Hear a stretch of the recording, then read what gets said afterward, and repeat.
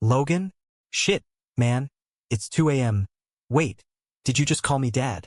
Alex's voice cut through the static, laced with that familiar Brooklyn edge, half laugh, half worry. But there was something else there too.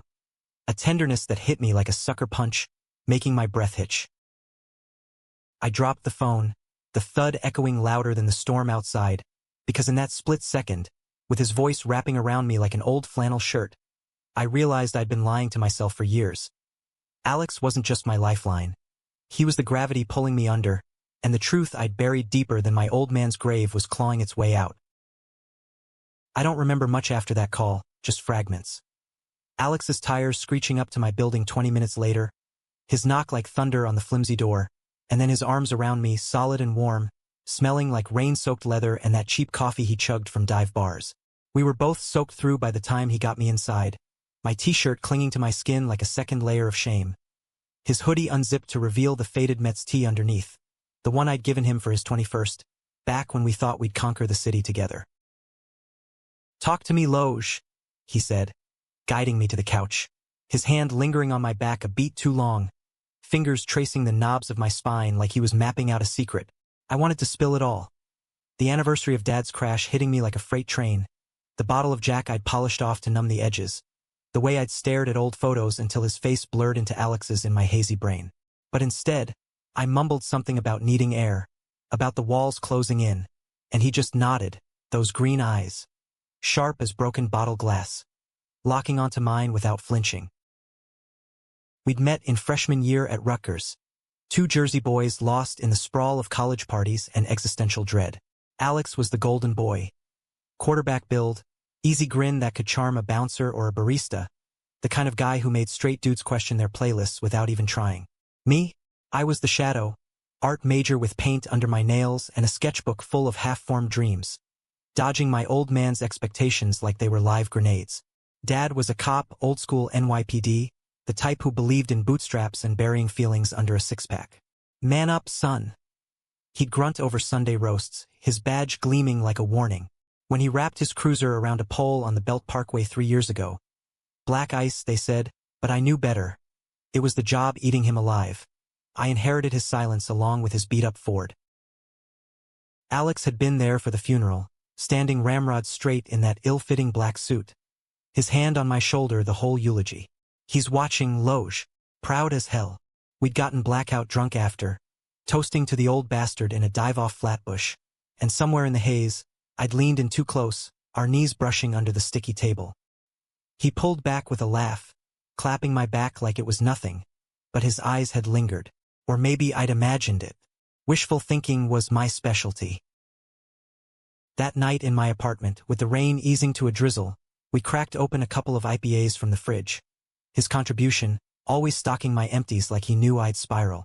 He sprawled on the couch, legs kicked up on the coffee table littered with takeout boxes and dog-eared comics, and I paced the 5 feet of linoleum like a caged wolf.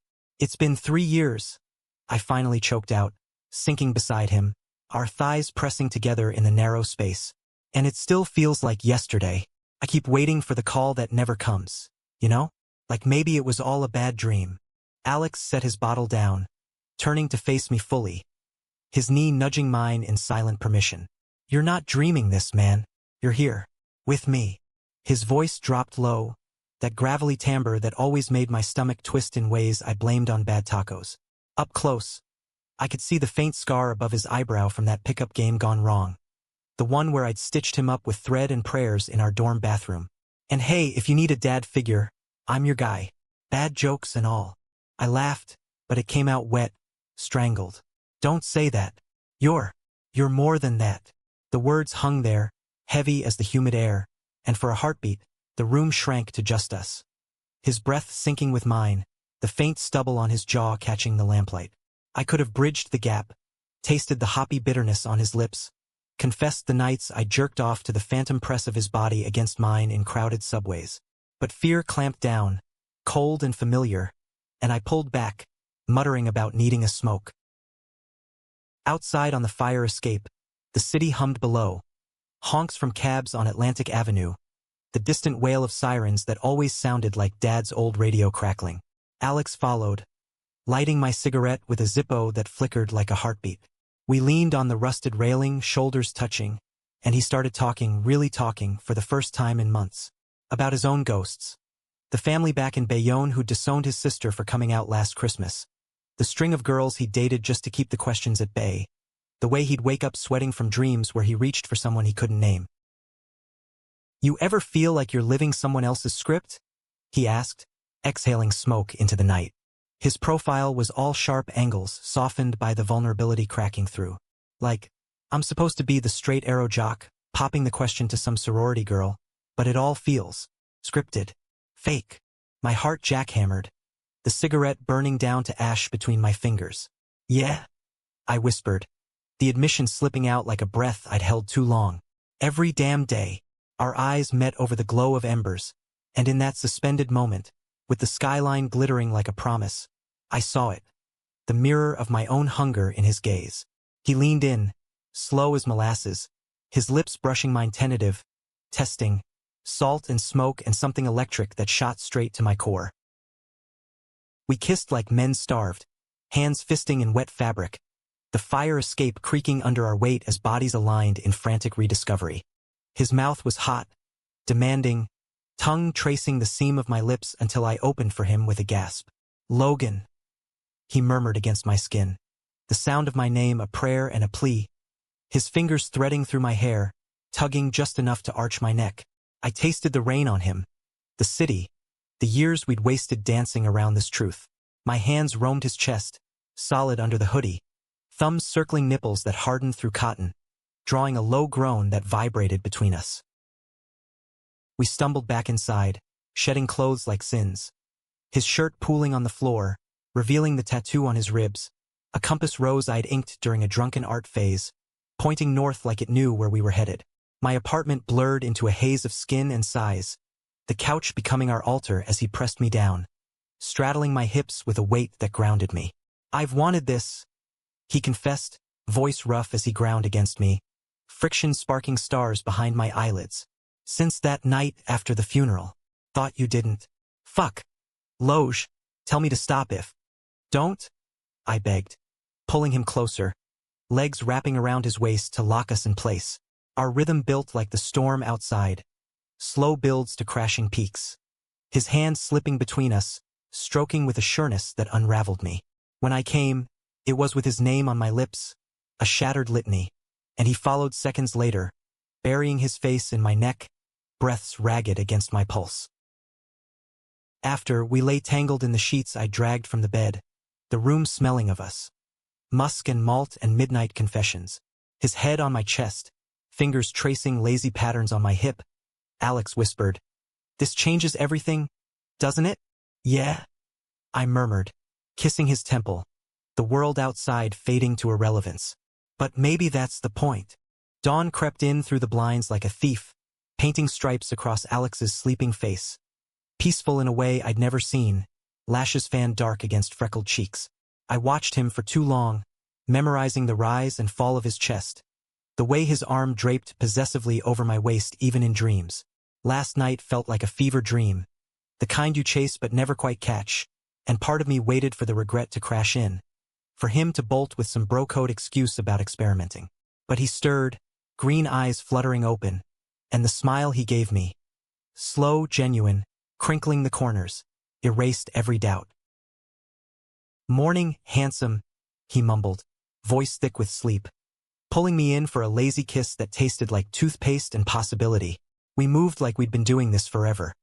Him raiding my fridge for eggs while I brewed coffee strong enough to wake the dead, bumping hips in the tiny kitchen, laughter bubbling up over burnt toast. For the first time since Dad's death, the apartment didn't feel like a tomb. It felt alive, humming with the echo of our shared breaths. We spent the day wandering Williamsburg, hand in hand under the guise of bros being affectionate. Because neither of us was ready for the stares, the whispers that could turn a good morning into a gauntlet. But in the thrift shops crammed with vinyl and vintage teas, our fingers intertwined without thought, and at the taco truck on Bedford, he fed me a bite of carnitas, thumb brushing guac from my lip with a wink that made my knees weak.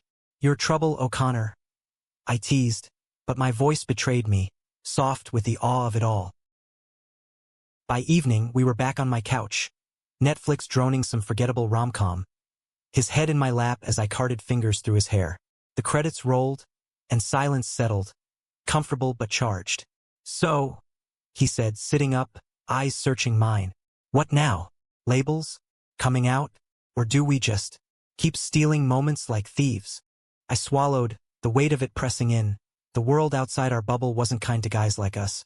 Not in families built on machismo and unspoken rules. Dad's voice echoed in my head. "Keep your head down, son. Don't give M ammunition." But looking at Alex, at the hope flickering in his gaze, I couldn't bury this. "We tell who we want when we're ready. Start with us. The rest, we'll figure it."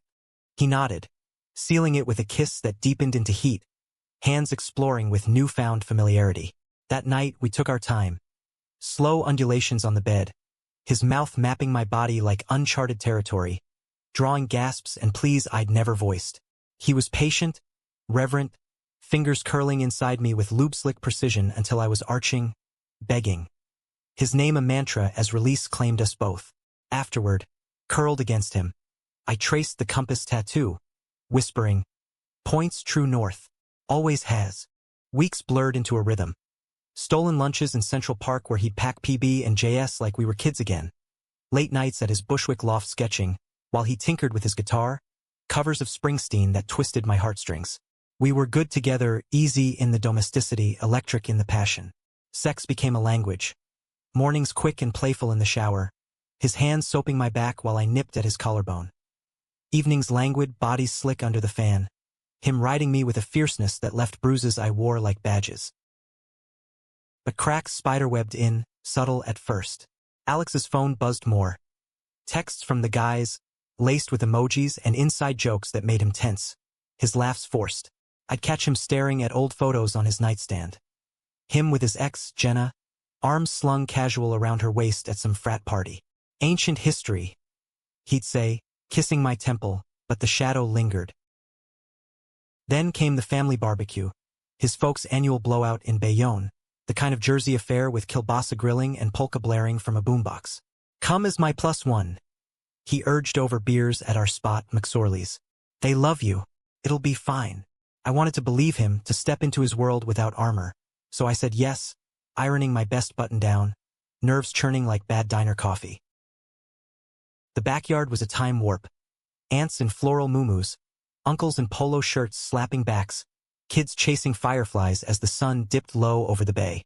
Alex's dad, a burly ex-firefighter with a mustache like a broom bristle, clapped me on the shoulder. "Logan's the artist, right? Heard you got that gallery show lined up." Pride swelled. My first solo exhibit at a Soho spot, abstract grief poured onto canvas. But Alex's mom eyed our linked pinkies under the picnic table, her smile tightening like a cinch strap. Dinner was fine, plates piled with pierogies and sarcasm, until his cousin Tommy, beer gut and bro energy, sidled up, sloshing his cores. "So, Alex, when you locking down that nurse chick? Mom's been asking." Alex stiffened beside me, fork pausing mid-bite. "Jenna? Nah, we're done. Actually, Logan's. He's important to me." The table hushed, forks clinking to a stop. Tommy barked a laugh. "What, like bromance? Come on, man. Don't go full Will and Grace on us." Heat crawled up my neck, but Alex's hand found mine under the table, squeezing fierce. "More than that," he said, voice steady as steel. "Logan's my boyfriend." The silence shattered like a dropped bottle. Gasps, coughs, his mom's fork scraping porcelain like nails on chalkboard. Uncle Vinny muttered something about phase, and Tommy's grin turned wolfish. Whoa, plot twist. Didn't see that coming from the quarterback. Alex's dad cleared his throat, face flushing beet red. "Son, we talk later." Inside. We left early, the drive back to Brooklyn a minefield of quiet. "I'm sorry," Alex exploded as we hit the Verrazano. "They'll come around. They have to." But his white-knuckled grip on the wheel said otherwise. That night, we fucked like it was war. Desperate, bruising, him pinning me to the mattress with a growl, hips snapping as if to erase the evening's sting. "Mine," he panted against my throat, teeth grazing skin, and I clung to him, whispering affirmations into sweat-damp hair, chasing oblivion in the slap of flesh. The fallout hit Monday. Texts from his sister, supportive but laced with warnings. Mom's praying extra rosaries. Bro, tread light. Alex threw himself into work. Freelance graphic design gigs that kept him out till midnight. While I prepped for the show, canvases screaming my secrets. We met in stolen hours, passion a bomb. But the distance grew, a chasm widening with every dodged call. Then the bomb. 2 weeks post-barbecue, I swung by his loft unannounced, takeout in hand, craving his laugh after a brutal critique at the gallery. The door was ajar, moans spilling out like smoke. Familiar timbre, Alex's, mingled with a woman's gasp. Hard in my throat, I pushed in, the scene searing. Him on the couch, shirtless, Jenna straddling his lap, her hands in his hair, their mouths fused in a kiss that echoed our own. Alex! My voice was a ghost, bag crumpling to the floor. They sprang apart, Jenna scrambling for her blouse, eyes wide as saucers. Alex's face drained of color, mouth opening on denials that died unspoken. Loge, it's not fuck wait. But I was already bolting, rain-slick streets blurring as sobs tore free, the city a mocking witness to my unraveling. How could he? After the confessions, the touches that felt like vows? Betrayal burned hotter than desire ever had. Dad's voice mocking. Told you, son, don't trust easy. I ghosted him for days, holing up in the studio, paint splattered and hollow, churning out canvases of fractured skies and shadowed figures reaching for phantoms. My phone lit with voicemails, his raw and pleading. It was a mistake, Loge. She showed up drunk, talking about old times, and I panicked. After the family shit, I thought maybe if I pretended. God, I'm so sorry. You're it for me. Please. Part of me wanted to believe, to let forgiveness bloom like the wildflowers in Prospect Park we used to picnic under. But the wound festered, trust shattered like the compass tattoo now seemed to mock, pointing nowhere. The gallery opening loomed, a deadline that forced me out, dressed in black slacks and a resolve as thin as rice paper. The night arrived electric. Soho buzzing with critics in pearls and artists nursing Chardonnays. My pieces hung like confessions under spotlights. Grief's geometry, the catalog called it. Angular forms bleeding into soft curves, loss and longing intertwined. Alex showed, of course, slipping in like a shadow, eyes red-rimmed, suit rumpled as if he'd slept in it. He hovered at the edges, nursing a water, until the crowd thinned and I cornered him by the abstract of us. Two silhouettes merging, then fracturing. You came, I said, voice flat, arms crossed like armor. Wouldn't miss it. These are, you Loge, all of you. His gaze traced the canvas. Then me, aching with unspoken pleas. I fucked up, royally. Jenna was a ghost, a way to claw back normalcy after they looked at me like I was diseased. But it wasn't her I wanted. It's you. Has been since we were 18, stealing glances in the locker room. Tears pricked, but I held firm. Then why? Why throw us away? He stepped closer, voice dropping to a whisper that cut deeper than shouts. Fear. My old man's calls, the church guilt trips they got in my head, made me think I could flip the script, go back.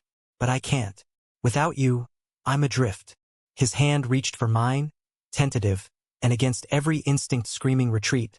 I let him take it, calluses rough from strings and regret. We talked till the janitor shooed us out, words tumbling like rain. His panic attacks post-barbecue, the therapy he'd started in secret, Jenna's tearful admission it was her pushing boundaries, a last grasp at what wasn't hers. Dawn found us on a bench in Washington Square, heads together, his fingers lacing mine as pigeons cooed judgment. Second chances aren't free, I said finally, throat tight. We do this right, therapy, family confrontations, all of it. No half measures. He nodded, kissing my knuckles. Deal. You're my north, Loge. Always. Healing wasn't linear. It was a jagged hike through emotional badlands, pitfalls and plateaus that tested every vow we'd made on that bench. Alex dove into counseling, group sessions at a queer center in Chelsea, where he spilled his guts to strangers who nodded without the baggage of blood ties. It's like lancing a boil. He joked over post-session falafel, but his eyes were clearer, less haunted, the weight lifting inch by inch. Me? I leaned on the canvas, turning our fracture into fuel, new series. Mending lines. curves reconnecting where they'd snapped. The work sold. Whispers of a residency in the Hudson Valley floating like fireflies. But success tasted bittersweet without him fully in it. We rebuilt deliberate. Date nights at hidden speakeasies in the village, where Jazz crooned low and his hand on my thigh under the table felt like rebellion. Sex evolved too. Less frantic apology, more worship. Him on his knees in the loft's clawfoot tub, water cascading as his mouth worked me to shudders, or me topping him slow under skylights, our gazes locked in the star-pocked dark, bodies sinking like tides. But family loomed, a storm cloud over our fragile peace. His folks' radio silence stretched to months, Christmas cards arriving unsigned, invitations drying up like the Passaic in drought. Give him time, Alex urged, but doubt gnawed mine. Mostly, Dad's legacy of stoic isolation whispering I'd always be the outsider. Then, spring thaw, a terse email from his mom. Dinner, Sunday, neutral ground. We chose a diner off the turnpike. Booths sticky with history, coffee burnt as grudges. She arrived alone, pearls clutched like rosary beads, his dad absent with some vague, shift excuse. Awkward small talk over omelets. My show, her garden club, until she set down her fork, eyes glassy. Alexander's been different, happier but distant. Is it because of this? Her gesture encompassed us, vague as fog. Alex tensed beside me, but I squeezed his knee, stealing. It's because of us, Mrs. O'Connor. Love does that, changes the map. The word hung bold, unapologetic, and she flinched, but didn't pull away when he reached for her hand. It's not a phase, Mom. Logan's my partner. The one who sees me, all of me. Tears tracked her makeup, mascara rivers, and she whispered, Your father. He lost a brother to this life back in the 80s. AIDS took him quiet, no funerals. It broke him more than the fires.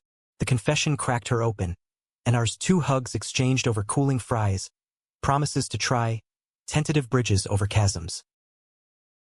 His dad came around slower, a grunted good game, at a Mets opener we dragged him to. Beers shared in awkward silence that bloomed to stories of his firehouse buddies, the ones who'd loved fierce and hidden. Jersey thawed, not fully, but enough. Thanksgiving with pierogies and prying questions, progress measured in uneasy smiles. My side was thornier. Dad's grave in Calverton was a monolith of marble and memory. Visits solitary until Alex insisted. He'd want you whole, Loge. Under Long Island pines, wind whispering through wreaths, I knelt with Alex's hand in mine, spilling truths to the stone. I loved you, Dad, even when you couldn't say it back. And this is me, finally breathing. Alex added his piece, voice steady. I got him, sir. Promise. We left wildflowers, purple asters like bruises healing, and drove back lighter, windows down to Bruce on the radio. Thunder Road, antheming our escape. Summer scorched in, city sticky as sin, and we escaped to the Hudson residency. A converted barn in Beacon, easels and guitars sharing space with wild turkeys strutting the lawn. Days blurred creative. Me daubing light through orchards, him designing logos for indie bands, evenings on the porch swing with cheap wine and fireflies, his head on my shoulder as stars pricked the ink-black sky. This is it, he'd murmur, fingers interlacing. The life we build. Intimacy deepened, boundaries blurring in the best way. Lazy Sundays tangled in sheets, exploring kinks with whispered consents.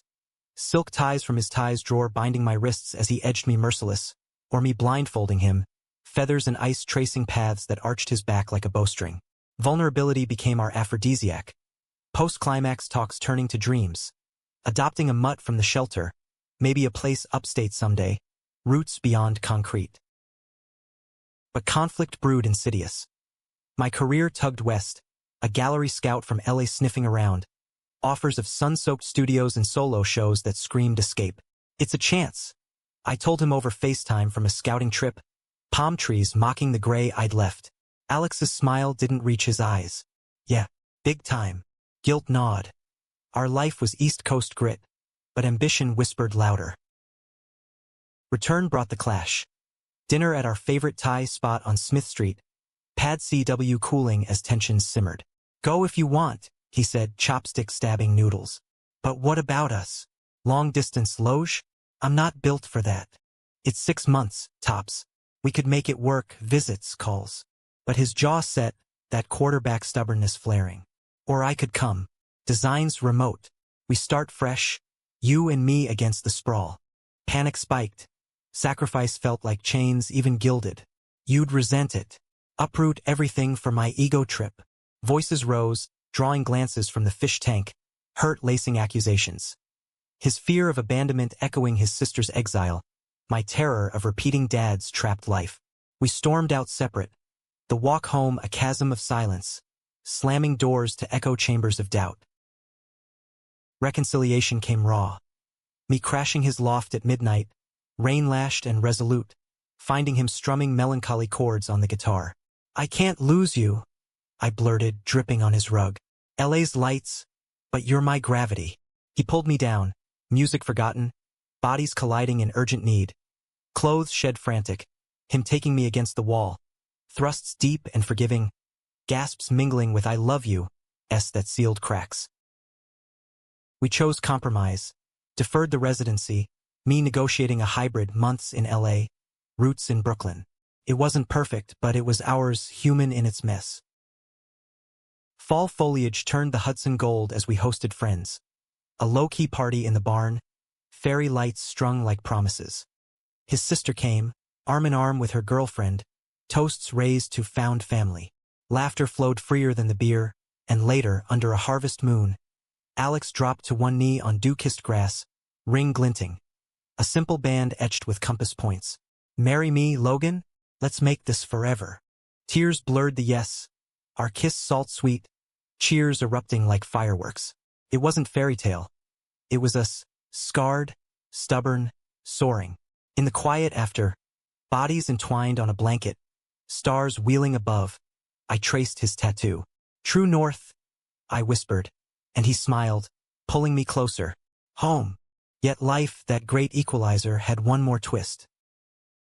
Remission whispered by spring, scans clean as fresh linen, and we celebrated quiet. In bed, slow and grateful, his body leaner but alive under my hands, reclaiming every inch with lips and limbs. You saved me, he murmured, spent and sated. We saved each other. Years folded forward. Wedding in a Jersey orchard.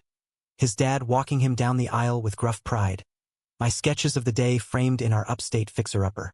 A rescue dog named Jersey bounded through wildflower meadows, and kids. Via surrogate, 2 boys with his grin and my artist's soul, filled the house with chaos and crayons. Looking back, that rain-lashed call was Genesis. A slip of tongue-birthing truth. We'd weathered betrayals, biases, the body's betrayals, emerging not unbroken, but beautifully bent.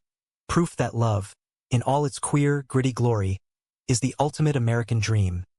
Messy, resilient, profoundly human.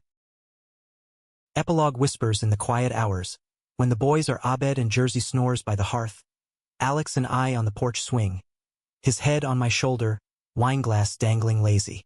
The Hudson Valley sprawls velvet under stars, a far cry from Brooklyn's neon grind, but the city's pull lingers in our veins. Weekend jaunts to see his sister, my gallery contacts buzzing for collabs. Remember that night? He muses, fingers tracing my wedding band. You called me Dad, and I thought, well, shit, if that's the kink. Laughter rumbles shared, dissolving into a kiss soft as snowfall. His hand cupping my jaw, thumb stroking stubble silvering at the edges.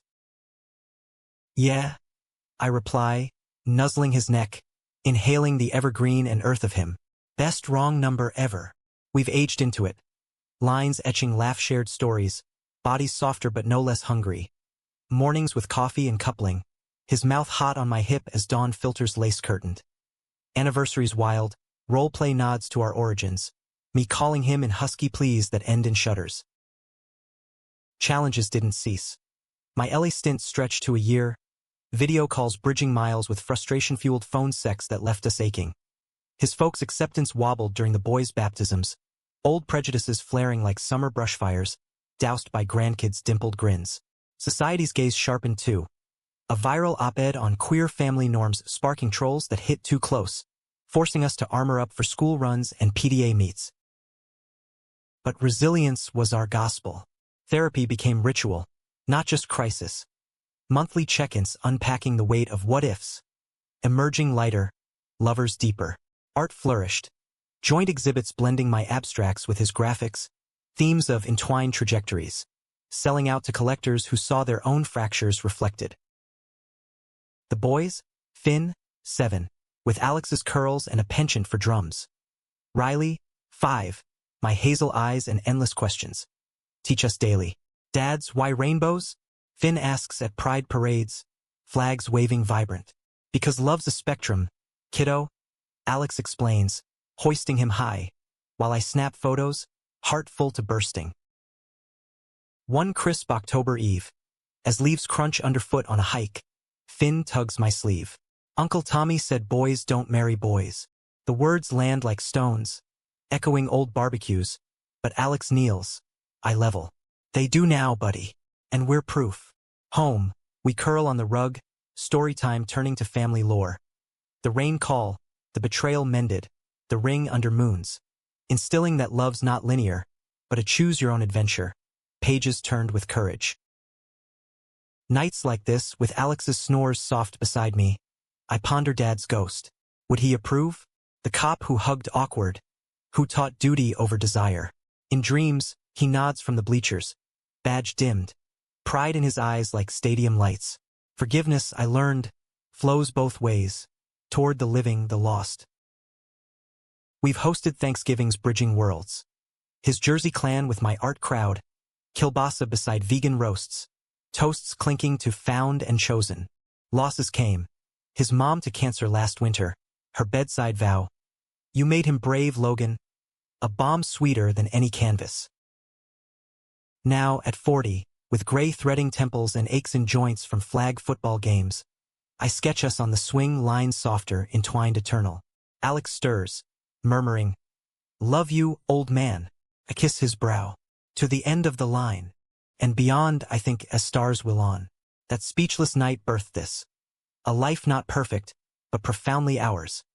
Kisses in kitchens, arguments aired like laundry, passion flickering undimmed.